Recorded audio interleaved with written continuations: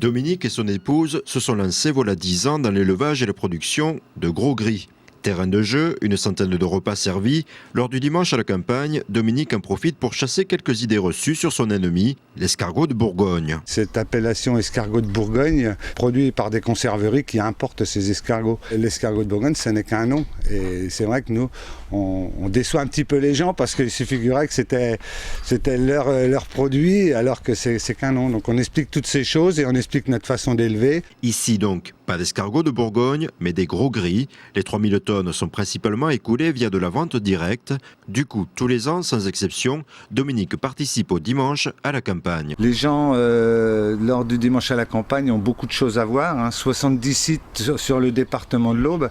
Il faut au moins compter 4 ans pour faire le tour de l'ensemble des exploitations.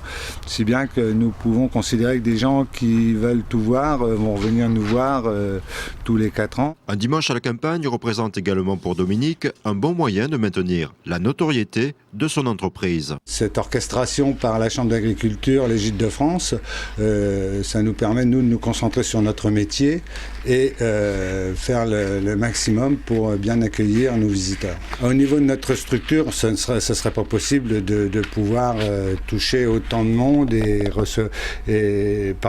faire une communication aussi importante. Jean-Pierre, lui aussi un fidèle du dimanche à la campagne. Depuis sa première participation, il constate que ce rendez-vous reste indispensable. J'ai trouvé l'idée sympathique de pouvoir montrer aux gens de la ville ce qu'était la campagne. Il y a énormément de situations un petit peu bizarres, quoi. C'est-à-dire que j'attelais des bœufs au joug et quand je retire le joug, un jour il y a une enfant d'une douzaine d'années qui m'a demandé si quand on retire le joug, on retirait les cornes avec, par exemple.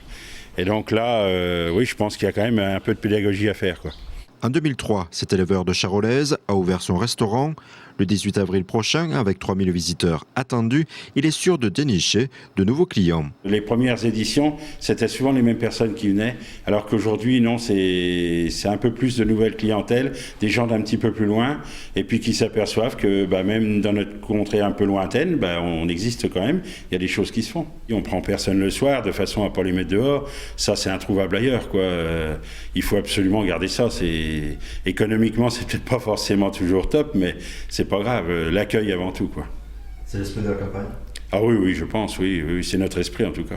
C'est sous ce hangar, à côté de la paille, que les 200 repas seront servis ce week-end, avec le soutien de 40 copains pour assurer un service détendu.